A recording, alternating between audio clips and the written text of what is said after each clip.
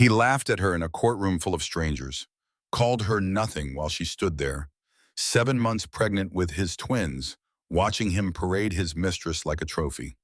Marcus Hartwell thought he had won. He thought his pregnant wife would crawl away with $50,000 and disappear forever. But here is what Marcus did not know. His wife was not a helpless housewife. She was not the weak woman he had spent 7 years creating. She was the silent owner of every single thing he thought belonged to him. His company, his building, his entire empire. But all of it was hers, and she had been waiting for this exact moment. What happens next will make your jaw drop. Because the man who laughed at his pregnant wife in that courtroom, 6 months later, he was sorting mail in her basement.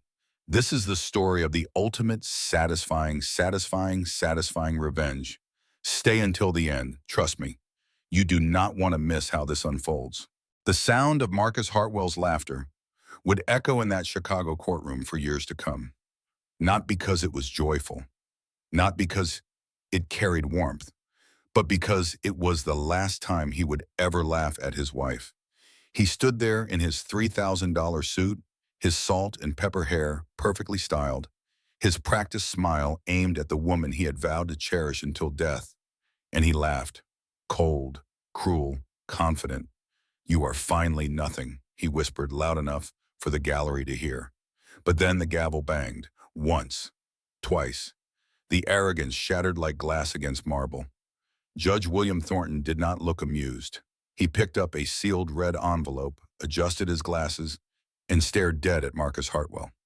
"Mr. Hartwell," the judge said, his voice dangerously low, "you seem to be under a fatal misapprehension regarding who exactly signs your paychecks."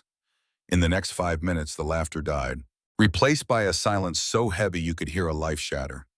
This is the story of how Elena Hartwell did not just win a divorce, she bought the courtroom. But we are getting ahead of ourselves. Let us go back to the beginning, back to a cold Tuesday evening in November, when Elena Hartwell still believed in the man she married. The penthouse on the 45th floor of the Legacy Tower overlooked Lake Michigan, like a throne surveying its kingdom, floor-to-ceiling windows, Italian marble floors, a kitchen that could feed a restaurant, everything expensive, everything cold. Elena Hartwell stood at the stove, stirring a pot of beef bourguignon. It was Marcus's favorite. She had spent 6 hours preparing it, her swollen ankles aching, her back screaming from the weight of the twins she carried. 7 months pregnant, 32 years old, and completely alone in a home that cost $12 million. She glanced at the clock on the wall, 8:45. Marcus was supposed to be home at 6. Their 7th wedding anniversary dinner was growing cold. Elena caught her reflection in the window, honey brown hair pulled back in a simple ponytail, hazel eyes that used to sparkle with ambition, a visible baby bump that should have brought joy, but instead felt like a burden she carried alone. She remembered who she used to be, a forensic accountant at one of the top firms in Chicago, the woman who could find fraud hidden in spreadsheets the way archaeologists found bones in desert sand. She had been brilliant, respected, feared by corporate criminals across the Midwest, and she had given it all up for him.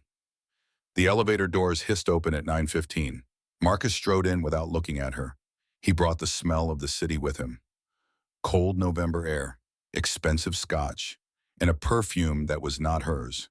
It was floral, aggressive, jasmine and ambition, Elena thought. "You are still up," Marcus said, tossing his briefcase onto the armchair. He walked straight to the bar cart and poured himself a drink. His back turned to his pregnant wife. "It is our anniversary, Marcus." He paused. The crystal decanter hovered over his glass. He let out a sigh that carried exhaustion and irritation in equal measure. "Right." He took a sip and turned around. He looked at her, not with love, not even with anger, with boredom. 7 years, the 7-year itch. Is that not what they call it? "Is that what this is?" Elena asked, finally meeting his eyes. "An itch?" Marcus chuckled darkly. He reached into the inside pocket of his tailored suit jacket. Elena's heart lifted for one foolish moment. Perhaps a jewelry box. Perhaps he had remembered after all. But instead of a gift, he pulled out a thick folded document. He walked to the coffee table and dropped it in front of her. The heavy thud on the glass surface felt like a gunshot. It is not an itch, Elena. It is a correction. She looked down at the bold black letters. Petition for dissolution of marriage. She did not gasp. She did not cry. She just stared. You are leaving me?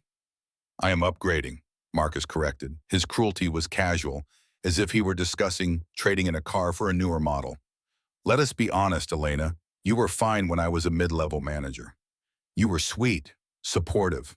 But look at me now. I run this city's logistics. I need a partner who shines, not one who blends into the wallpaper. Vanessa shines, does she? Marcus froze, his eyes narrowed. You know about Vanessa? The marketing director you hired 6 months ago? The one who wears red to board meetings and laughs too loud at your jokes? Elena's voice remained steady despite the earthquake inside her chest. Yes, Marcus, I know.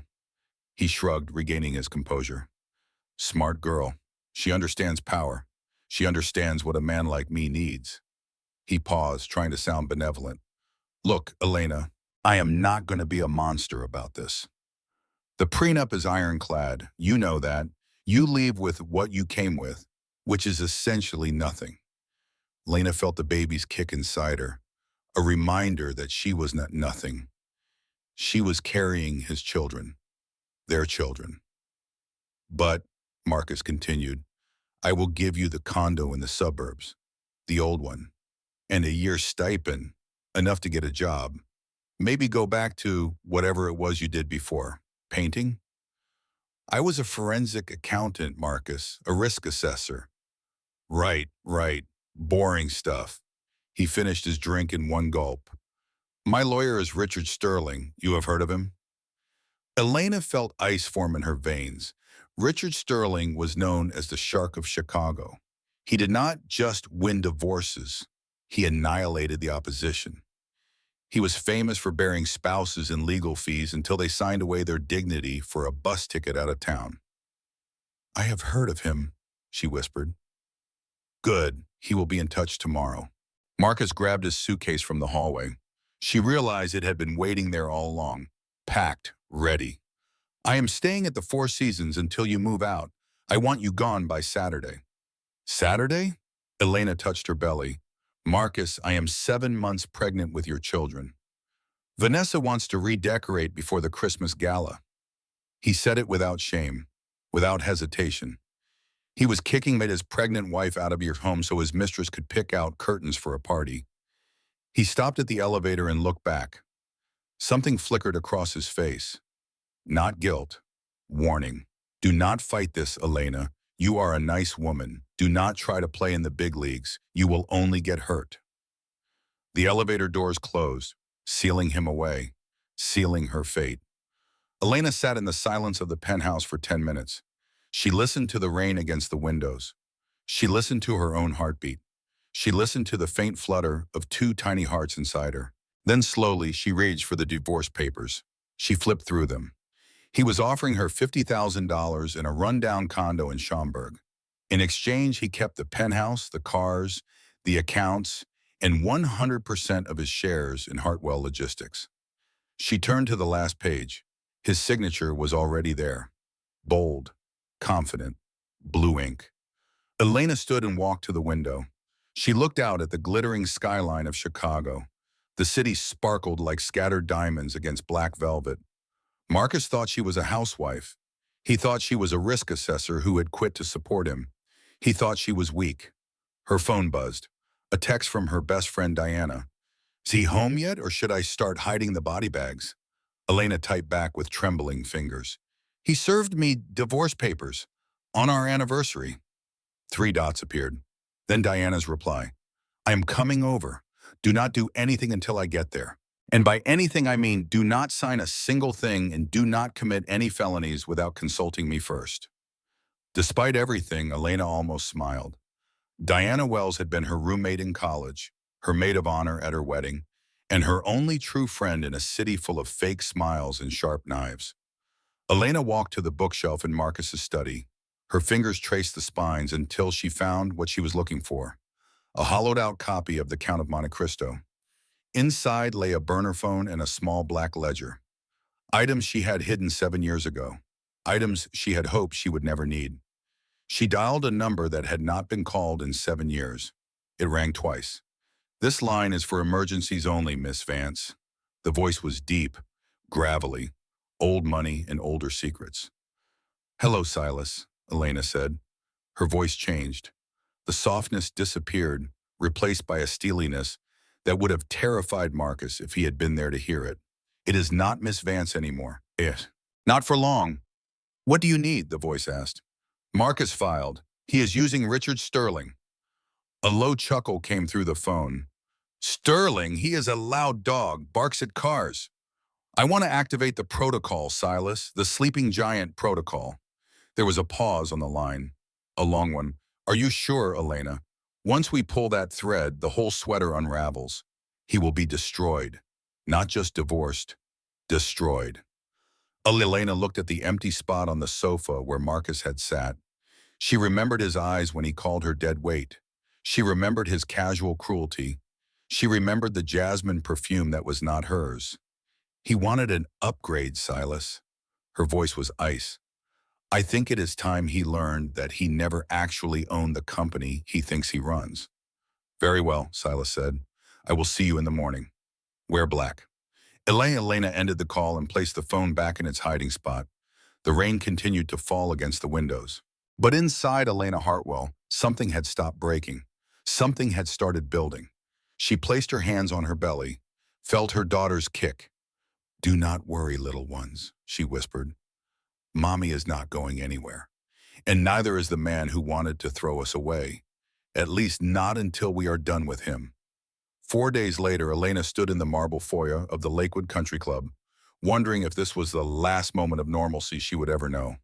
The grand ballroom had been transformed into a pastel paradise. Pink and white balloons floated from every surface. A three-tier cake shaped like baby blocks sat on a crystal pedestal. 200 of Chicago's most influential families filled the room, champagne glasses in hand, pearls gleaming under chandeliers that cost more than most people's homes.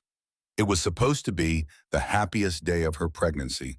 Her mother-in-law, Grace Hartwell, had insisted on throwing the most lavish baby shower the city had ever seen. And Grace Hartwell always got what she wanted. At 65, she was still the undisputed queen of Chicago society. Silver hair perfectly coiffed, designer suit that cost more than a car, eyes that could freeze or warm a room depending on her mood. "Elena, darling." Grace air-kissed both her cheeks. "You look radiant. Pregnancy suits you." "Thank you, Grace." Elena managed a smile. She had not told her mother-in-law about the divorce papers. She did not know how. "Marcus called this morning. He said he has a special announcement." Grace's eyes sparkled with excitement. "I think he finally realized how blessed he is, having twins, continuing the Hartwell legacy." Elena's stomach dropped. A special announcement. "Where is he?" she asked. "Running late, as always. That boy has never been on time for anything in his life." Grace patted Elena's arm. "But he will be here. He promised." Diana appeared at Elena's elbow, wearing a green dress that somehow made her look like she was ready for both a party and a bar fight. "You okay?" she whispered. "He is planning something," Elena whispered back. "Grace said he has an announcement." Diana's eyes darkened. "If he tries anything in front of 200 witnesses, I will personally remove his—" "Diana, I was going to say his ability to reproduce, which seems fair given the circumstances." An hour passed. The guests mingled. Elena opened gifts, tiny clothes, stuffed animals, a crib that cost $4,000. Everyone cooed and congratulated. Everyone asked when Marcus would arrive. At 2:15, the ballroom doors opened. Marcus Hartwell walked in wearing a charcoal gray suit that fit him like armor. His smile was broad. His shoulders were back. He looked like a man who had already won a war no one else knew was being fought. And on his arm was Vanessa Cole. The room fell silent. Vanessa was 29 years old with the kind of beauty that photographers loved and other women hated. Blonde hair cascading in perfect waves. A fitted red dress that showed every curve. And there, barely visible but unmistakably present, a slight roundness to her belly. She was pregnant. Elena felt the world tilt. Marcus walked to the small stage where the band had been playing soft jazz. He took the microphone from its stand. His smile never wavered. Good afternoon, everyone. Thank you for coming to celebrate this special day. The crowd murmured. Elena could not move, could not breathe. As many of you know, my wife Elena and I have been married for 7 wonderful years. Marcus's voice was smooth, practiced. But as we all know, sometimes life has other plans. Grace Hartwell's champagne glass slipped from her fingers. It shattered on the marble floor, but no one looked. Every eye was fixed on Marcus. Today, I want to announce that I have filed for divorce from Elena. He said it casually, like announcing a change in dinner reservations. And I would like to introduce you to the woman who has shown me what real partnership looks like. Vanessa Cole, the future Mrs. Hartwell. Gasps rippled through the crowd like waves from a stone dropped in still water. Vanessa smiled and waved like she was accepting an award. And Marcus continued, his smile widening. I am thrilled to share that Vanessa is carrying my child. My real family. Elena felt Diana grab her arm, felt her knees threaten to buckle, felt the babies inside her kick frantically, as if they could sense their mother's world collapsing. Marcus turned to look directly at Elena. His eyes were cold, triumphant. Elena, the papers are with my lawyer. I suggest you sign them quickly. Vanessa wants to redecorate the penthouse before Christmas, and we would hate for this to drag out. He pulled an envelope from his jacket and walked toward her. The crowd parted like the Red Sea, no one daring to stand between them. He stopped in front of his pregnant wife and held out the envelope. Sign these. Take the settlement. Walk away with some dignity, or fight me and lose everything. He leaned closer, whispered so only she could hear. You are nothing, Elena. You have always been nothing, and now everyone knows it. Elena looked at the envelope, looked at her husband's cruel smile, looked at Vanessa taking a selfie in the background, already posting to Instagram. The room was silent, 200 of Chicago's elite watching her humiliation like it was entertainment. Then Grace Hartwell moved. The sound of her palm connecting with Marcus's face echoed through the ballroom like a gunshot. You ungrateful, disgusting excuse for a son. Grace's voice shook with fury. Your father would be ashamed. I am ashamed. How dare you do this to her? How dare you do this in my presence?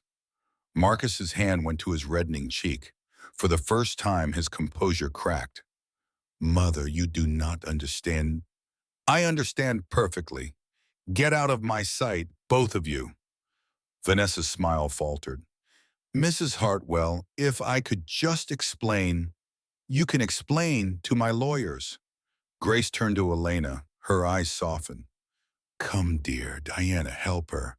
We are leaving. Diana wrapped her arm around Elena's waist. Can you walk? Elena nodded. She was not sure if it was true. As they made their way through the crowd, Elena felt a sharp pain in her abdomen.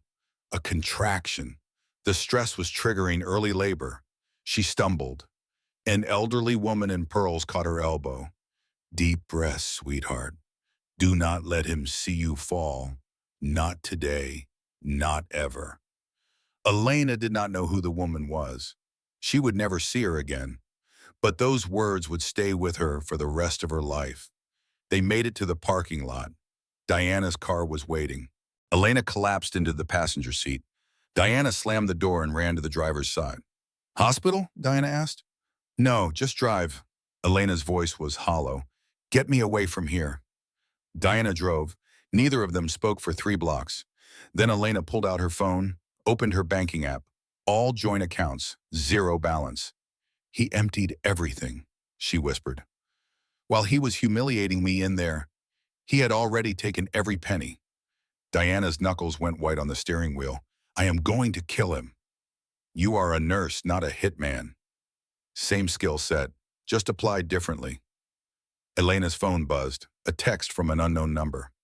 Saw what happened, so sorry, thoughts and prayers. Then another, and another, and another. The gossip was already spreading. By tonight, every person in Chicago would know that Elena Hartwell had been discarded like trash at her own baby shower. He did not just leave me, Elena said quietly. He erased me, in front of everyone. Diana reached over and squeezed her hand. We are going to my apartment. You are going to lie down, and then we are going to figure out how to destroy him. I cannot afford a lawyer, Diana. I cannot afford anything. He froze everything. Then we find another way. Diana's voice was steel. Because I did not spend 8 years watching that man treat you like furniture just to let him win now. You are the smartest person I know, Elena. And right now he thinks you are broken. He thinks you will crawl away and disappear. She looked at Elena with fierce determination. Let us show him exactly how wrong he is. The next 72 hours felt like drowning in slow motion.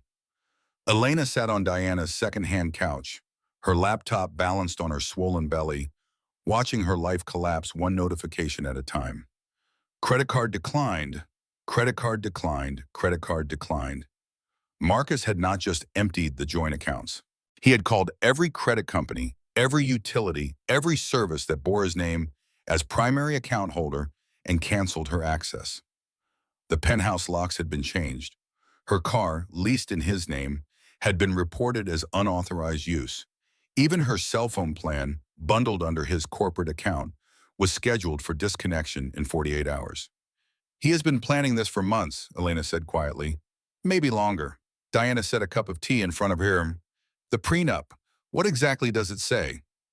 Elena had read it 17 times since Saturday. Each reading made her stomach churn more violently.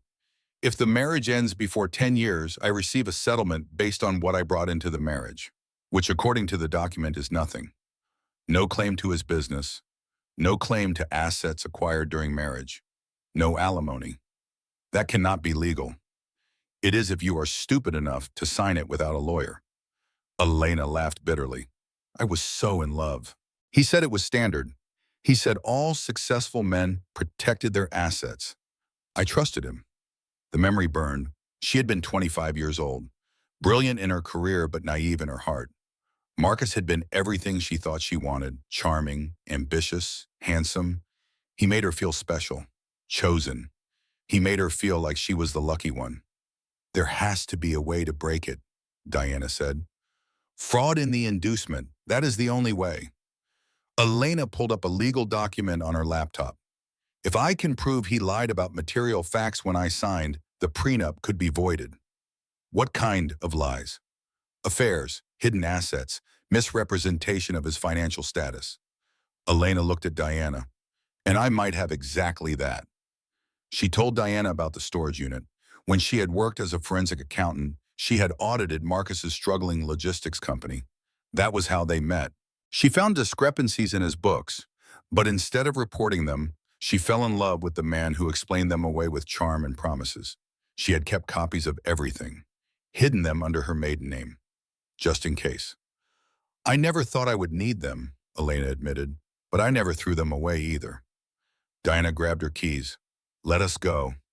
The storage unit was in a facility on the outskirts of the city, a place Elena had not visited in 7 years. She paid the annual fee from an old account Marcus did not know about, a small inheritance from her grandmother that she had never mentioned to anyone. The unit was small, 10 by 10 feet, dusty boxes stacked to the ceiling. Elena found the one she was looking for, a plain cardboard box labeled college textbooks. Inside were files, dozens of them, bank statements, emails, photographs, and there, near the bottom, a manila envelope she had forgotten about. She opened it with trembling hands. Photographs fell out. Marcus and Vanessa, at restaurants, at hotels, in the back seat of a car with fogged windows. The date stamps went back 2 years. 2 years, Elena whispered. He has been with her for 2 years, before I even got pregnant. Diana picked up one of the photographs. This is not just an affair, Elena. This is premeditated destruction. He got you pregnant, waited until you were too far along to easily leave, and then executed his exit strategy. Elena kept digging. More photographs, receipts from jewelry stores, love letters written on hotel stationery, and then something else, something that made her blood run cold. A financial document, a shell company registered in Singapore, and a transfer of funds dated 3 months before their wedding. He was hiding money before we even got married, Elena said. He told me he was broke. He told me he needed help getting his company off the ground. I used my savings to support us for the first year. That is fraud. Yes, it is. Elena felt something shift inside her. The grief was still there, but now it had company. Cold, clear fury. This could void the prenup, all of it. Her phone rang, an unknown number. She answered. Hello? Mrs. Hartwell? A professional voice, male, young. This is James Patterson from Patterson Family Law. I understand you are in need of representation. Elena frowned. I did not contact you. No, ma'am, your mother-in-law did. Grace Hartwell has retained our firm on your behalf. She asked me to inform you that all fees will be covered and that you should consider us fully at your disposal. Elena felt tears prick her eyes. Grace. After everything, Grace was on her side. Thank you, she managed. Can we meet tomorrow? Of course, our office is on Michigan Avenue, 10 o'clock. I will be there. She hung up and looked at Diana. Grace hired me a lawyer. Diana smiled grimly. Good, because we are going to need one. She held up another document from the box. Look at this. It was an email printout from Marcus to Vanessa, dated 18 months ago. The wife suspects nothing. She actually thinks I love her. Once we get through this next phase, you can have the life you deserve. The penthouse, the title, everything. Elena read it 3 times. Each time, another piece of her heart turned to stone. He never loved me, she said, not even at the beginning. I was just a stepping stone. Diana put her hand on Elena's shoulder. Then let us make sure he trips on it. Hard. The meeting with James Patterson went better than expected. He was young but sharp, hungry for a win against Richard Sterling. This evidence is excellent, he said, flipping through the files. The affair, the hidden assets, the premeditation. We can absolutely argue fraud in the inducement. The prenup is vulnerable.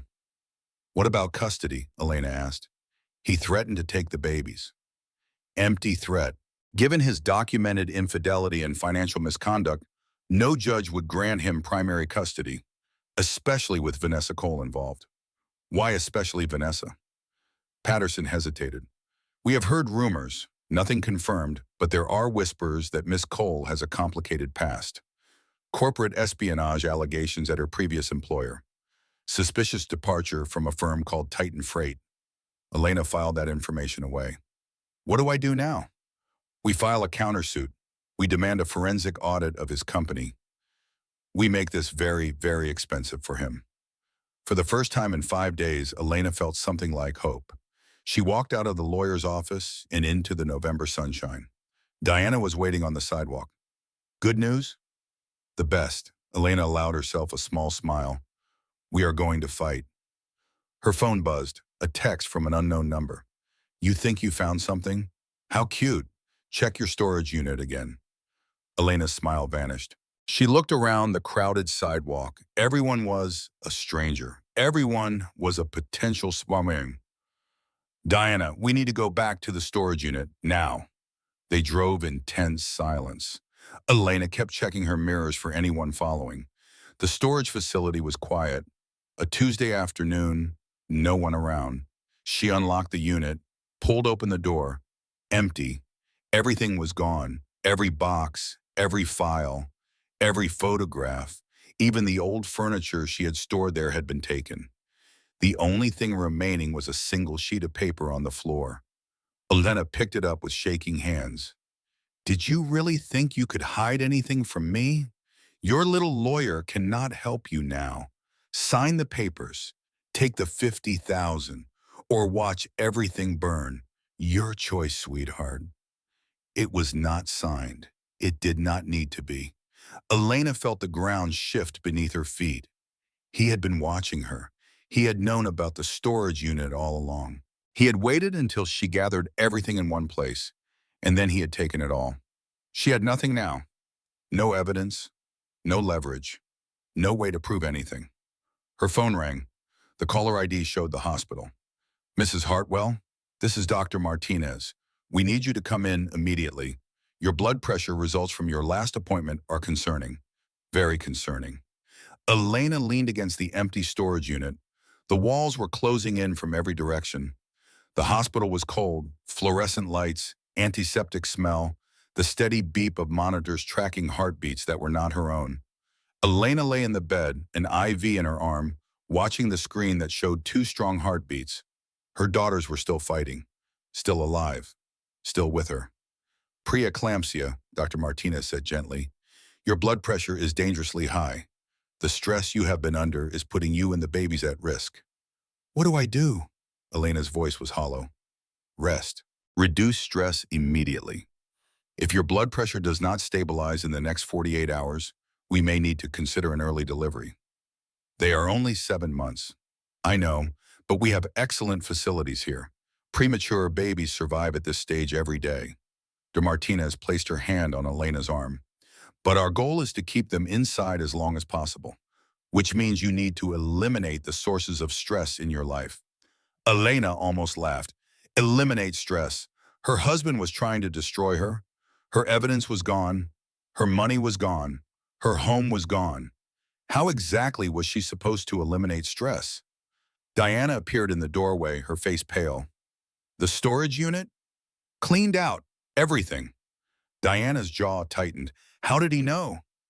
I do not know. Maybe he had it watched. Maybe someone told him. Elena closed her eyes. It does not matter now. It is gone. The door opened again. James Patterson walked in, looking grim. I just heard. I am so sorry, Mrs. Hartwell. Can we still fight without the evidence? Patterson hesitated. We can try, but it becomes your word against his. And Richard Sterling is very good at making juries distrust emotional pregnant women. The words hit like a physical blow. Emotional pregnant woman. That was all anyone saw when they looked at her. Not the brilliant forensic accountant. Not the woman who had funded her husband's empire. Just an emotional pregnant woman. There has to be another way, Diana said. There might be.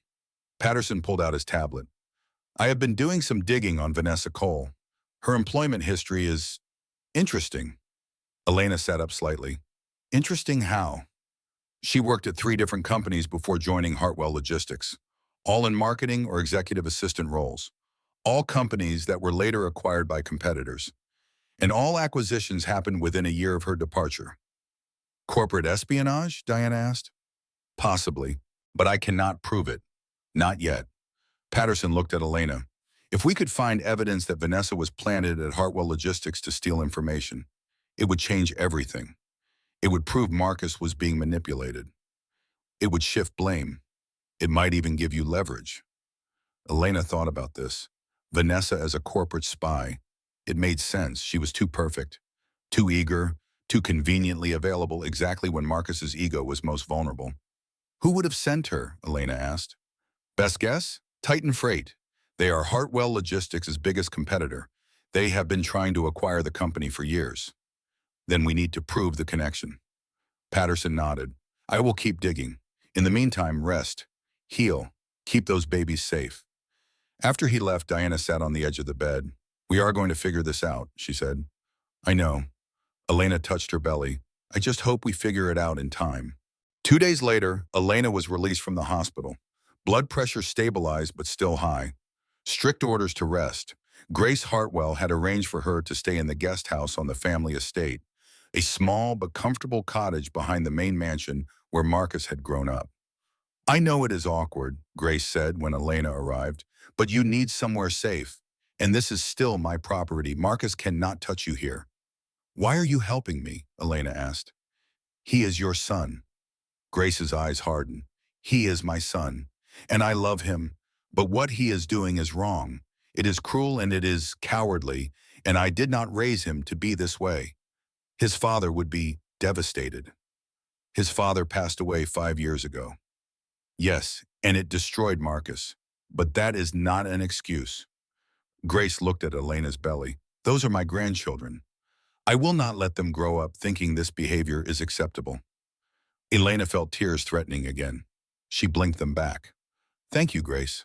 Truly. Over the next few days, Elena focused on the one thing she could control, research. She spent hours on her laptop digging into Vanessa Cole's background, into Titan Freight's acquisition history, into corporate espionage patterns. And she found something interesting. 3 years ago, Titan Freight had tried to buy Hartwell Logistics. Marcus had refused. The deal fell through, and exactly 6 months later, Vanessa Cole joined Hartwell Logistics as a marketing coordinator. Coincidence? Maybe. But Elena did not believe in coincidences anymore. She also found something else. A name that kept appearing in Titan Freight's corporate filings. Robert Crawford, CEO, married, 3 children, 52 years old. And in one photograph from a charity gala, standing very close to Vanessa Cole with his hand on her waist, Elena saved everything. Backed it up to 3 different cloud services. She would not make the same mistake twice. A week passed. Her countersuit was filed. Richard Sterling responded with a motion to dismiss. Patterson counter-responded. Legal chess moves that cost thousands of dollars per hour. Then Vanessa showed up at the guest house. Elena was alone. Diana was at work. Grace was in the city. The knock on the door was sharp, confident. Elena opened it to find Vanessa standing on her doorstep, wearing a white designer coat and carrying a Hermes bag. She looked like she was posing for a magazine cover. "Can we talk?" Vanessa asked. Her smile was predatory. "No." Elena started to close the door. Vanessa's hand shot out, stopping it. "You really want to hear what I have to say? Trust me." Against her better judgment, Elena stepped back. "You have 5 minutes." Vanessa walked in like she owned the place. She looked around the modest cottage with barely concealed disdain. "Quaint," she said. 3 minutes now."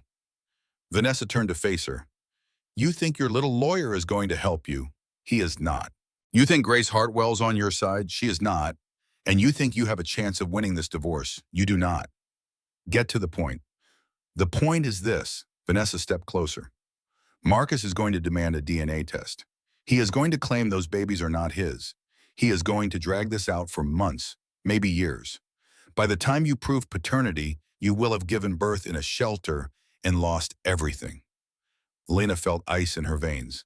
"The babies are his." "I know, but it does not matter. The accusation alone will destroy you." Vanessa smiled. "Sign the papers, Elena. Take the money and disappear, or I will personally make sure you have nothing left." "Is that a threat?" "It is a promise." Vanessa headed for the door, then she paused and turned back. "Oh, and your little storage unit? I found out about it from your landlord. Marcus paid him $500 to call whenever you showed up. You really should be more careful about who you trust." She left. Elena stood frozen in the empty cottage. The landlord. Someone she had never even thought to suspect. Her phone buzzed. A text from Patterson. "Good news. Found a connection between Vanessa and Titan Freight. She was receiving payments from a shell company connected to their CEO. Meeting tomorrow?" Elena read the message 3 times. Good news. Finally. A break. But something was wrong, something Vanessa had said. "You think your little lawyer is going to help you. He is not." How would Vanessa know what Patterson had found? Unless, Elena's blood ran cold, unless Patterson was not who he claimed to be. She called Grace immediately. "Grace, who referred James Patterson to you? Exactly who?" Grace was confused. "It was through the firm. A colleague recommended him." "Why?" "Which colleague?" "I do not remember the name. Someone from my charity board, I think." Elena hung up. Her hands were shaking. She needed to find out who James Patterson really was, and she needed to do it before tomorrow's meeting. The next morning arrived gray and cold, the sky heavy with unshed snow. Elena had not slept. She had spent the night researching James Patterson, and what she found terrified her. James Patterson was a real lawyer, graduated from Northwestern, passed the bar 4 years ago, employed by Patterson Family Law on Michigan Avenue. But Patterson Family Law only had 3 employees, and one of them, listed as a paralegal named Carla Patterson, shared an address with one Vanessa Cole. They were cousins. Lena felt sick. Her own lawyer was related to her husband's mistress. Every strategy session, every document, every piece of hope she had shared with him had gone straight to the enemy. She canceled the meeting with a text, claimed she was having contractions and needed to go to the hospital. Then she called Silas Crane. "I was wondering when you would reach out," Silas said. His gravelly voice was calm, like a man who had seen every betrayal the world had to offer. "I assume things have not gone according to plan." Elena told him everything. The stolen evidence, the corrupted lawyer, Vanessa's threats, the paternity accusation. Silas listened without interrupting. When she finished, he sighed. Your husband has made some powerful friends, he said, but he has also made a fatal mistake. What mistake? He forgot who you are. And more importantly, he forgot who your father was.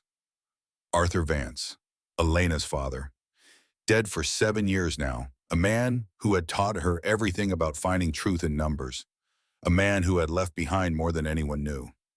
The Hartwell Trust is still active, Silas continued. Your father's estate. I have been managing it since his death, and there is something you need to know about your husband's company. Elena's heart began to pound. What about it? The angel investor who saved Hartwell Logistics from bankruptcy in 2019. The one Marcus believes came from a venture capital firm in Singapore. Yes? That was the Hartwell Trust. That was your money, Elena. Your father made the investment as a wedding gift. He believed in Marcus. He believed in you.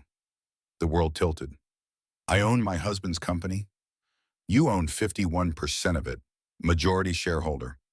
Marcus has been running a company that belongs to you for 5 years without knowing it. Elena sank onto the couch.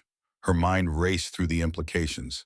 The prenup, the divorce, the custody threats. None of it mattered if she owned the company. Why did you not tell me this before, she asked. You asked me not to. Silas's voice was gentle. When you married Marcus, you asked me to keep the trust separate from your marriage. You wanted him to succeed on his own terms. You wanted to be loved for who you were, not what you had. Elena remembered now that conversation in Silas's office 7 years ago, young and idealistic and so desperately in love. That worked out well, she said bitterly. It did not, but we can correct it now. Silas paused. There is more. I have been investigating Vanessa Cole independently. The connection to Titan Freight is real. She has been receiving payments from a shell company owned by their CEO, Robert Crawford, for 3 years. She was planted at Hartwell Logistics to steal proprietary data and destabilize the company for acquisition. She is a corporate spy. Yes, and there is one more thing. Silas's voice grew heavy. The baby she claims is Marcus's. I arranged for a private investigation. She has been intimate with Robert Crawford for years. The timing of her pregnancy matches a trip they took together to the Bahamas, not her timeline with Marcus. Elena felt the pieces clicking into place. Vanessa was not just a mistress. She was a weapon. Aimed at Marcus, funded by his competitor, designed to destroy his company from within. And Marcus, blinded by ego and lust, had walked right into the trap. What do we do now? Elena asked. We let them think they are winning, Silas said. We let Marcus file his motions. We let Vanessa celebrate. And then, at the final hearing, we reveal everything. The hearing is in 2 weeks. I know, can you hold on that long? Elena looked out the window at the gray Chicago sky. 2 weeks, 14 days, an eternity when you were fighting for your life and the lives of your children. I can hold on, she said. 3 days later, the avalanche began. It started at 8 in the morning. Elena was at a grocery store trying to buy prenatal vitamins with the last $40 in her emergency fund. The card was declined. Ma'am, do you have another form of payment? Try it again. Declined. The cashier looked at her with pity. The line behind her grew restless. An elderly woman stepped forward. She had white hair and kind eyes and a string of pearls around her neck. I will cover it, she said, and whatever else she needs. I could not possibly. Hush. The woman took Elena's elbow gently. I have been where you are. Different circumstances, same desperation. Let someone help you. Elena nodded, too exhausted to argue. As the woman paid, she pressed a business card into Elena's hand. This is a women's shelter with legal aid. They helped my daughter. They can help you. Elena looked at the card. Horizon House, a phone number, an address. Thank you, she whispered. The woman patted her hand. Survive first, revenge later. At 2 in the afternoon, Elena collapsed in Diana's apartment. The room spun, her vision blurred. Diana found her on the kitchen floor, unconscious. The ambulance ride was a blur of sirens and shouted medical terms. Preeclampsia, blood pressure 210/130, immediate delivery possible. Elena woke in a hospital bed, IV in her arm, monitors beeping frantically. "The babies," she gasped. Diana was there, pale but steady. "They are okay, for now, but you need to stay calm. Your blood pressure is critical." "I cannot stay calm. Everything is falling apart." "I know, but you have to try, for them." Elena closed her eyes, focused on breathing, focused on the 2 heartbeats on the monitor. At 6 in the evening, the hospital room door opened. A man in a suit walked in. "Process server." "Elena Hartwell?" "Yes." He handed her a stack of papers. "You have been served." Diana grabbed the papers before Elena could. Her face went white as she read. "What is it?" Elena asked. "Marcus filed an emergency motion. He is claiming you are mentally unstable. He wants temporary custody of the babies the moment they are born." Elena felt something inside her break, not her heart. That had broken days ago. Something deeper. Some fundamental belief that justice existed. That good people won in the end. "He cannot do that," she whispered. "He is doing it. The hearing is tomorrow morning." Elena stared at the ceiling. Tomorrow. She was in a hospital bed with dangerously high blood pressure, and Marcus wanted to take her babies before they were even born. The door opened again. Grace Hartwell walked in. She was carrying a suitcase and a checkbook, and her face was set in lines of pure determination. "My son," Grace announced, "is an idiot. Always has been. I am moving you to the guest house. I am hiring a real lawyer, and I am making sure those babies stay exactly where they belong." Elena could not speak, could not even cry anymore. Grace sat on the edge of the bed and took her hand. "I know about the trust," Grace said quietly. "I have known for 3 years." Elena stared at her. "You knew?" "Arthur told me before he died. He said to watch over you, to make sure Marcus deserved you." Grace's eyes glistened. "I watched, and I waited. And I hoped my son would be the man his father raised him to be." "He is not." "No, he is not." Grace squeezed her hand. "But you are exactly who Arthur said you were, and I am not going to let his legacy be destroyed by my son's stupidity." Elena felt the first tears fall, not tears of despair, tears of something she had forgotten existed. Hope. The next 2 weeks were a masterclass in deception. Elena played the broken woman. She wore no makeup. She dressed in plain clothes.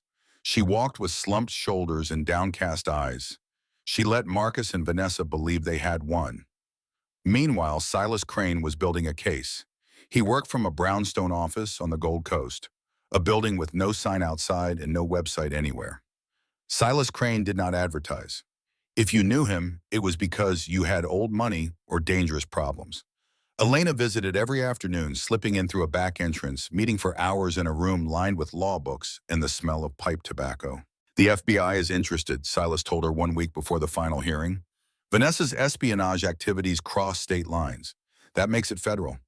"Will they arrest her?" "Not yet. They want to wait until the evidence is presented in court. Then they move." Elena nodded. "And Robert Crawford?" "He is the bigger fish. They want him more than they want Vanessa. If she cooperates, she might get a reduced sentence." "She will not cooperate. She is too arrogant." Silas smiled grimly. "That is what we are counting on." The pieces were falling into place. The shell company payments, the timing of Vanessa's employment, the stolen data from Hartwell Logistics servers, the day results proving her baby was fathered by Robert Crawford, not Marcus. But there was one more weapon in their arsenal, one that Elena had not expected. Grace Hartwell had been keeping records. For 7 years, she had documented every instance of Marcus's cruelty, every public humiliation of Elena, every whispered insult at family dinners, every time he disappeared for days with flimsy excuses. "I hoped he would change," Grace explained when she brought the files to Silas's office. "I kept telling myself it was a phase, that he would grow out of it." "Why did you document it?" Elena asked. "Because his father asked me to." Grace's voice was thick with old grief. Henry saw something in Marcus that had worried him. A darkness, a cruelty that lurked beneath the charm. "He made me promise to watch, to record, To protect you if it ever came to this.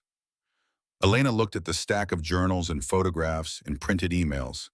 Thousands of pages. A complete record of her marriage's slow collapse. Thank you, Grace. Do not thank me yet. Thank me when we win. The day before the final hearing, and Elena received a visitor at the guest house. Her former lawyer, James Patterson, stood on the doorstep looking nervous. I need to explain, he said. Elena did not let him inside. You are Vanessa's cousin. You were feeding her information. There is nothing to explain. I know how it looks, but I never wanted to hurt you. Patterson shifted from foot to foot. Vanessa threatened my family, my mother. She said if I did not cooperate, she would destroy us. And you believed her? I have seen what she is capable of. I have seen what Titan Freight is capable of. These are not people who make empty threats. Lena studied his face, saw the fear, the shame, the desperate hope for forgiveness. Is there anything else you want to tell me? She asked. Patterson hesitated. Then he pulled an envelope from his jacket. This is everything I gave them. Every document, every strategy memo, every piece of information I shared with Baroness's team. He held it out. I also recorded my conversations with her. I was trying to protect myself. Now I want to give it to you. Elena took the envelope, felt its weight. Why, Baroness? Why, she asked. Because I am tired of being afraid. And because what they are doing to you is wrong. Patterson met her eyes. I am sorry, Mrs. Hartwell. I truly am. He turned and walked away. Elena watched him go, then opened the envelope. Inside were USB drives, printed transcripts, and a handwritten note. Vanessa Cole meeting with Robert Crawford. Recording date October 15. She confirms the paternity situation and discusses accelerating the acquisition timeline. This was it. The final piece. Elena called Silas. We have everything we need, she said, and we have one more day to prepare. That night, Elena could not sleep. The babies kicked constantly, as if they sensed the battle ahead. She walked through the small cottage, touching the furniture, looking at the photos Diana had hung on the walls to make it feel like home. One photo showed Elena and Diana on graduation day, young, hopeful, ready to conquer the world. Another showed Elena and Marcus on their wedding day. She barely recognized the woman in the white dress. That woman had trusted. That woman had believed in fairy tales. That woman was gone now. In her place stood someone new, someone forged by betrayal and tempered by pain, someone who would walk into that courtroom tomorrow and burn it all down. Diana called at midnight. You ready? She asked. No, Elena admitted, but I do not have a choice. That is the spirit. Diana's voice was warm despite the dark humor. Remember what my grandmother used to say. The best revenge is not living well. It is living well while your enemies watch. Your grandmother was a wise woman. She was a terror, but she was usually right. Diana paused. I love you, Elena. No matter what happens tomorrow, I am proud of you. Elena felt tears threaten again. I love you too. Now let me try to sleep. Sleep is overrated. I am bringing caffeine at 6 a.m. Make it 5. Deal. Elena hung up and looked out the window at the dark sky. Somewhere across the city, Marcus was probably celebrating, popping champagne with Vanessa, congratulating himself on his victory. He had no idea what was coming. And that, Elena thought with grim satisfaction, was exactly how she wanted it. The morning of the final hearing arrived cold and bright, the sun glittering off fresh snow like scattered diamonds. Elena stood in front of the mirror in Grace's guest house, applying makeup with steady hands. She chose a navy blue suit, conservative, professional, the kind of outfit that said, I am not a victim, I am a force. Diana appeared behind her, holding 2 cups of coffee. Caffeine and courage, Diana said, the breakfast of champions. Elena took a cup. How do I look? Like someone who is about to destroy her ex-husband's entire life. Perfect. The drive to the courthouse took 30 minutes. Elena used the time to review her notes. Every document, every timeline, every revelation they would unleash. Grace met them at the entrance. She was wearing a black dress and pearls, looking every inch the society queen. The press is here, Grace warned. Someone leaked the hearing details. There are cameras everywhere. Lena squared her shoulders. Good, let them watch. They entered the courthouse together. Three women united against a man who thought he could defeat them. The courtroom was packed. Marcus sat at the plaintiff's table with Richard Sterling. He was wearing his best suit. His practiced smile was firmly in place. He looked relaxed, confident, already celebrating. Beside him in the gallery, Vanessa Cole sat with perfect posture, her phone in her hand, documenting her own triumph. Elena walked to the defendant's table. Silas Crane was already there, looking like a rumpled professor in a tweed jacket. He rose when she approached. "Showtime," he murmured. "All rise," the bailiff announced. Judge William Thornton entered. He was 68 years old with a face carved by decades of difficult decisions. He sat down, adjusted his glasses, and surveyed the courtroom. "This is a divorce proceeding," he said, "not a circus. I expect everyone to behave accordingly." His eyes swept the gallery, settled on the reporters. "That includes the press." Marcus leaned toward Sterling. "This will be quick. She does not have a case." Sterling nodded. 15 minutes, then lunch at Gibson's." Judge Thornton opened the case file. "Hartwell versus Hartwell, Mr. Sterling, you may proceed." Richard Sterling rose. He was 52, silver-haired, expensive. Everything about him screamed victory. "Your Honor, this is a straightforward case. My client and the respondent have a valid prenuptial agreement. The terms are clear. Mrs. Hartwell is entitled to a modest settlement and nothing more. We ask for immediate enforcement and dissolution." The judge turned to Elena's table. "Mr. Crane?" Silas stood slowly. He did not rush. He did not perform. He simply existed, solid and immovable.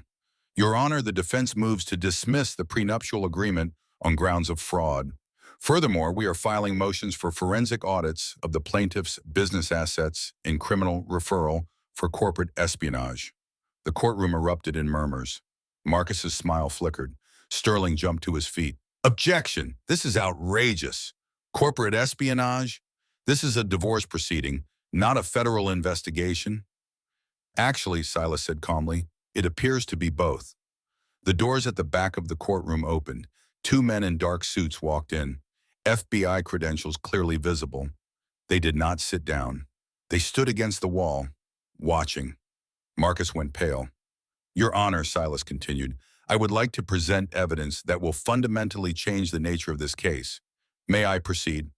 Judge Thornton studied the FBI agents, then nodded. "Proceed, Mr. Crane, and this better be good." Silas walked to the center of the courtroom. He held a single blue folder. "Mr. Hartwell believes he is a self-made man. He believes he built Hartwell Logistics from nothing. He believes his wife contributed nothing to the marital assets." He opened the folder. "He is wrong on all counts." Over the next hour, Silas systematically dismantled Marcus Hartwell's entire life. First, the trust documents. The Hartwell Trust, managed since Arthur Vance's death, held majority ownership of Hartwell Logistics. The Singapore investor was a shell company. Elena owned 51% of her husband's company. Marcus stood up. "That is impossible. I built this company. The investors were—" "Sit down, Mr. Hartwell," Judge Thornton ordered. "You will have your turn." Silas continued. "The affair evidence, 2 years of photographs, hotel receipts, love letters, a documented pattern of infidelity that predated Elena's pregnancy. Then the corporate espionage. Vanessa Cole's employment history, the payments from Robert Crawford's shell company, the data theft from Hartwell Logistics servers, a 3-year operation designed to destabilize the company for acquisition by Titan Freight." Vanessa's face lost all color. She started to stand. "Miss Cole," one of the FBI agents stepped forward. "Please remain seated." The final revelation landed like a nuclear bomb. DNA evidence. Vanessa Cole's unborn child. Father. Robert Crawford, CEO of Titan Freight, not Marcus Hartwell. "She was never pregnant with your child, Mr. Hartwell," Silas said, looking directly at Marcus. "She was pregnant with your rival's child. The entire affair was a corporate operation designed to destroy you, and you fell for it completely." Vanessa screamed, actually screamed. "Robert promised me. He said we would be together. He said he would leave his wife." The FBI agents moved, one on each side of her. "Vanessa Cole, you are under arrest for corporate espionage, wire fraud, and conspiracy. You have the right to remain silent." The courtroom exploded. Reporters typed frantically. Gallery members gasped and whispered. Richard Sterling sank into his chair like a deflating balloon, and Marcus Hartwell sat frozen, his world crumbling around him in real time. But Silas was not finished. Your Honor, we have one more witness, someone who can speak to Mr. Hartwell's character and his treatment of the respondent during the marriage. Call your witness. The defense calls Grace Hartwell. Marcus's head whipped around. His mother was already standing, walking to the witness stand. Mother, he hissed, what are you doing? Grace did not look at him. She walked past his table like he did not exist. She took the oath. She sat down. Mrs. Hartwell, Silas said gently, what is your relationship to the plaintiff? He is my son, God help me. And to the respondent? She is the daughter I always wanted. Grace's voice was steady. And the mother of my grandchildren. Can you describe your son's treatment of his wife during their marriage? Grace looked at Marcus for the first time. Her eyes held no love, only disappointment. I can do better than describe it. I documented it. She pulled a journal from her purse. 7 years of cruelty, 7 years of watching him diminish her, dismiss her, destroy her self-worth, all while she supported him, funded him, loved him without condition. Grace began to read. Entry after entry, date after date, every cutting remark, every public humiliation, every moment of casual cruelty. The courtroom fell silent. Marcus tried to speak. Nothing came out. When Grace finished, she looked at the judge. Your Honor, I am testifying against my own son. That should tell you everything you need to know about who he really is. Judge Thornton was quiet for a long moment. Then he banged his gavel. We will take a 15-minute recess. When we return, I will issue my ruling. Elena sat motionless. The adrenaline was fading. Reality crashing in. Diana squeezed her hand. You did it. It is over. Elena shook her head. Not yet. 15 minutes later, Judge Thornton returned. I have reviewed all evidence presented today. My ruling is as follows. He looked at Marcus, who sat slumped and defeated. The prenuptial agreement is voided on grounds of fraud. The petitioner's claims regarding asset division are denied. The respondent is awarded primary custody of the minor children, 75% of marital assets, and controlling interest in Hartwell Logistics. Marcus opened his mouth to protest. Sterling grabbed his arm, shook his head. Furthermore, the judge continued, I am referring this matter to federal authorities for investigation of financial misconduct by the petitioner. He turned to Elena. Mrs. Hartwell, the court recognizes the extraordinary circumstances of this case. You have conducted yourself with dignity and grace under conditions that would have broken most people. It is my sincere hope that you and your children can now find the peace you deserve. He banged his gavel one final time. This court is adjourned. Elena felt Diana wrap her arms around her, felt Grace's hand on her shoulder, heard Silas's quiet congratulations, and then she felt something else, a sharp pain in her abdomen. Elena?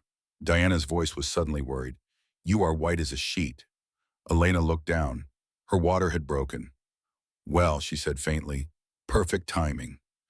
The ambulance ride to Northwestern Memorial Hospital took 17 minutes. Elena counted every second through waves of contractions that came faster and harder. Diana was beside her, holding her hand, talking to the EMTs in medical shorthand. BP is elevated but stable. Contractions at 3 minutes apart. She was 34 weeks as of yesterday. We are prepping delivery room 3, the driver called back. OB team is standing by. Elena gripped Diana's hand through another contraction. Tell me this is going to be okay. This is going to be okay. Diana's voice was calm, her nurse training taking over. You have the best hospital in the city. Your babies are strong. You are stronger. The hospital doors burst open. Medical personnel surrounded her gurney. Faces blurred. Lights flashed. Someone was counting her contractions. Someone else was checking fetal heartbeats. Both babies are stable, a doctor announced. Mom is handling the stress well. Let us get her to delivery. The next 4 hours were the hardest of Elena's life. Harder than the baby shower humiliation. Harder than the storage unit betrayal. Harder than watching her entire world collapse and rebuild in a single courtroom hearing. But at 3:47 in the afternoon, a cry split the sterile air. Then another. Baby A is a girl. 7 minutes later, baby B, another girl. Both healthy, both perfect. Elena wept. Not tears of pain or fear or relief. Tears of heart by overwhelming love. They placed the babies on her chest. Two tiny bodies. Two beating hearts. Two reasons why everything she had endured was worth it. Diana stood beside her, tears streaming down her own face. They are beautiful, Elena. Absolutely beautiful. Grace, Diana, Elena whispered, touching one soft cheek. After the two women who saved me. What about the other one? Elena looked at her second daughter, her father's dark hair, her mother's hazel eyes. Hope, Elena said, because that is what she represents. Hope for a better future. Grace Diana and Hope Hartwell, twin daughters born on the same day their mother won her freedom. Grace arrived an hour later, bursting through the door with flowers and tears and enough baby clothes to outfit a small army. Let me see them, she demanded. Let me see my granddaughters. Elena held out Grace Diana. The baby immediately grabbed onto her grandmother's finger. She has your stubbornness, Elena said with a smile. Good, she will need it. They spent the evening together, 3 generations of Hartwell women, building something new from the ashes of what had been destroyed. Diana left at midnight to get some sleep. Grace stayed, dozing in the chair beside Elena's bed. Elena could not sleep. She watched her daughters breathing in their hospital bassinets, counted their tiny breaths, marveled at their perfect fingers and toes. She thought about the road that had led here, the love that had turned to cruelty, the trust that had been betrayed, the strength she had found when she thought she had nothing left. She thought about Marcus somewhere in the city, realizing his empire had crumbled. She thought about Vanessa in a holding cell, her carefully constructed lies collapsing around her. She thought about the woman she had been 7 years ago, young, naive, so desperate to be loved that she had erased herself. That woman was gone now. In her place was someone new, someone forged by fire and tempered by pain, someone who would never again let another person define her worth. Her phone buzzed, a text from an unknown number. I heard the news. Congratulations on the babies and on the victory. You surprised everyone today, especially me. Elena stared at the message, the writing style, the formal phrasing. She knew who it was. She typed back slowly. Hello, Marcus. How does it feel to lose everything? 3 dots appeared, then disappeared, then appeared again. I made mistakes. I know that now. Can we talk? In person? I want to apologize. I want to make things right. Elena laughed softly. Make things right, as if apologies could undo years of cruelty, as if words could rebuild what he had deliberately destroyed. She typed her response. You can make an appointment with my lawyers. Good night, Marcus. She blocked the number and put her phone away. Some bridges, once burned, could never be rebuilt. And Elena Hartwell was done trying. 6 months later, Elena stood at the window of her new corner office on the 42nd floor of the Hartwell Industries building. The view stretched across Lake Michigan, sunlight dancing on water that seemed to go on forever. Behind her, the office hummed with activity. Staff members hurried past with reports and requests. Phones rang, keyboards clicked. The sound of a company coming back to life. Hartwell Logistics was now Hartwell Industries. Rebranded, restructured, rebuilt from the ground up under new leadership. Her leadership. Mrs. Hartwell, her assistant, appeared in the doorway. The board meeting starts in 10 minutes. Elena nodded. I will be right there. She took one last look at the view. Remembered standing in the same building 6 months ago, being escorted out by security at her husband's orders. Remembered the humiliation, the helplessness, the absolute certainty that she had lost everything. Now she owned the building. Every floor, every desk, every person who had watched her humiliation now worked for her. The irony was not lost on her. The board meeting went exactly as planned. Quarterly profits were up 30%. The new logistics algorithm Elena had personally designed was outperforming all expectations. Client retention had never been higher. In conclusion, Elena said, addressing the 12 board members seated around the polished table, Hartwell Industries is stronger than it has ever been. Our projections for the next fiscal year show continued growth across all sectors. Jonathan Greaves, Marcus's former ally on the board, shifted uncomfortably. He had tried to oppose Elena's takeover. He had argued she was inexperienced, emotional, a pregnant woman with no business running a logistics empire. He had been wrong, spectacularly wrong, and everyone in the room knew it. Any questions? Elena asked. Silence. Then this meeting is adjourned. Thank you all for your continued dedication. As the board members filed out, Grace entered the conference room. She was holding a tablet with the latest news headlines.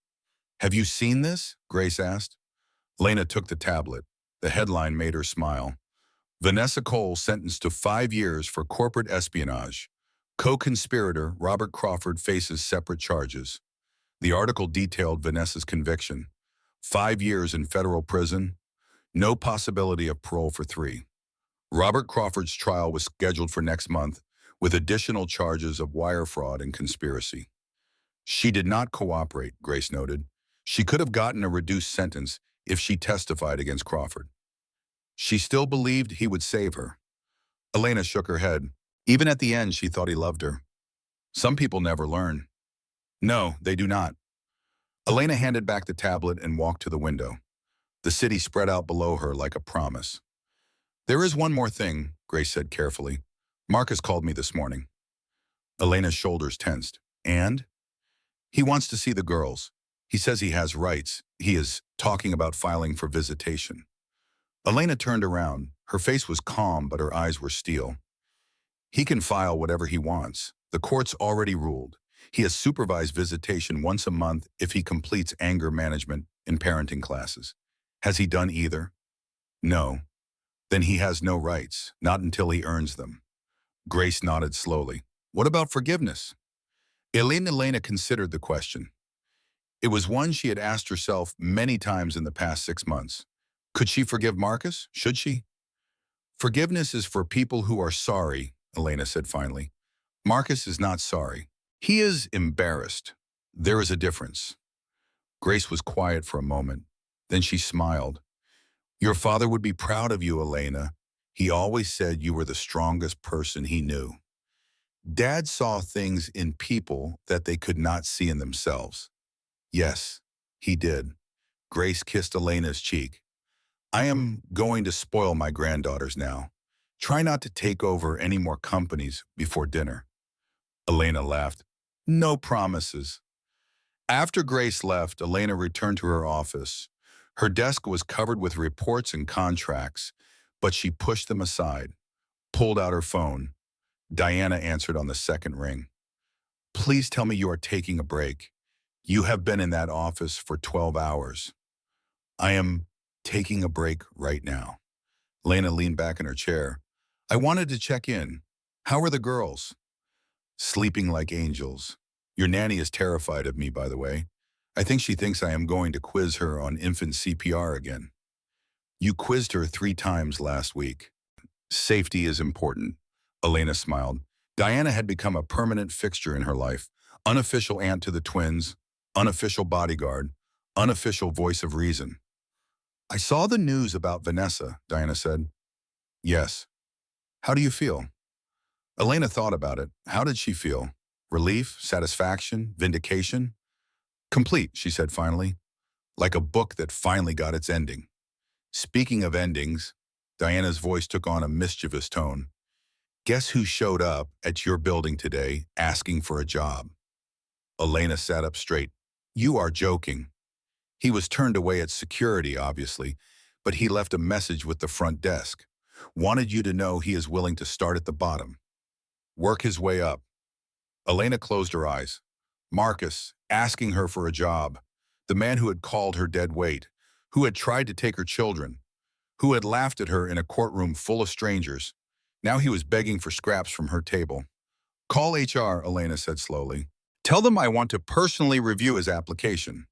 You are not serious. I am completely serious. Elena opened her eyes. Schedule a meeting tomorrow morning, 8 o'clock sharp. Elena, trust me, Diana, I know exactly what I am doing. The next morning, Marcus Hartwell walked into the reception area of Hartwell Industries. He was thinner than Elena remembered. his expensive suits replaced by off-the-rack, his practiced confidence replaced by nervous energy. He was escorted to a small conference room. Not Elena's office, just a plain room with a table and two chairs. Elena entered 5 minutes later. She did not rush. She did not smile.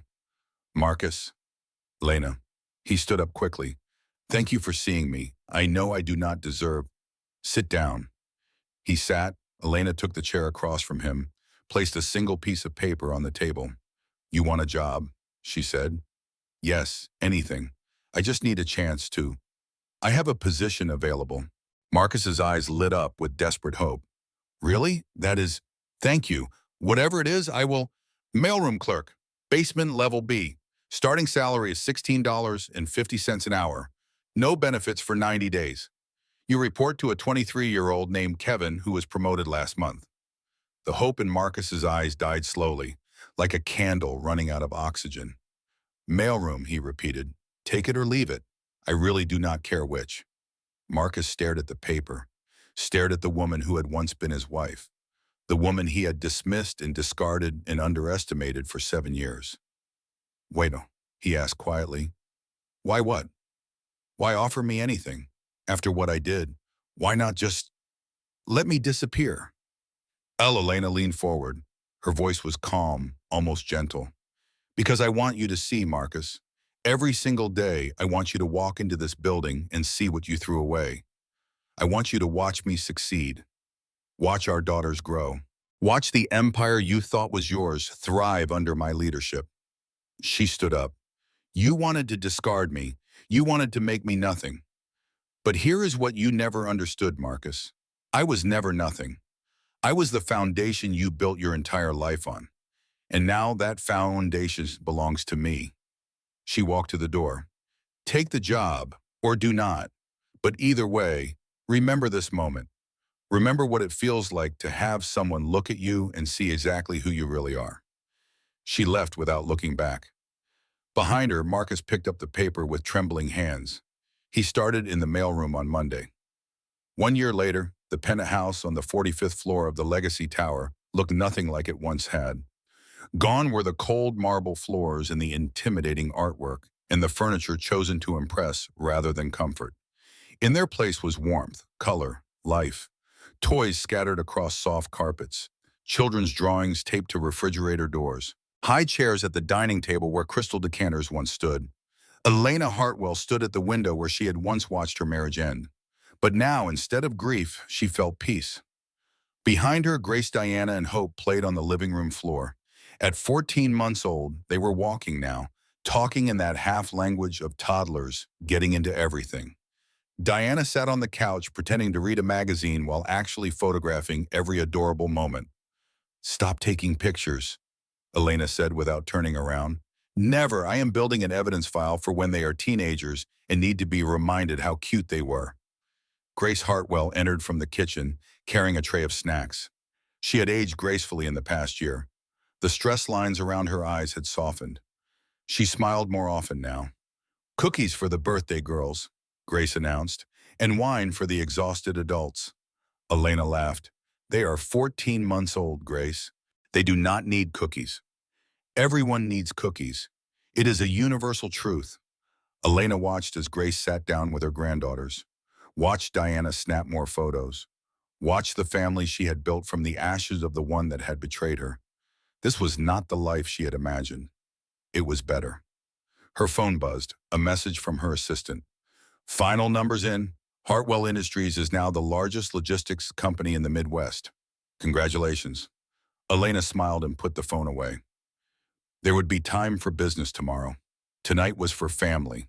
Later, after the girls were asleep in their nursery and Grace had gone home and Diana was dozing on the guest room bed, Elena walked through the quiet penthouse.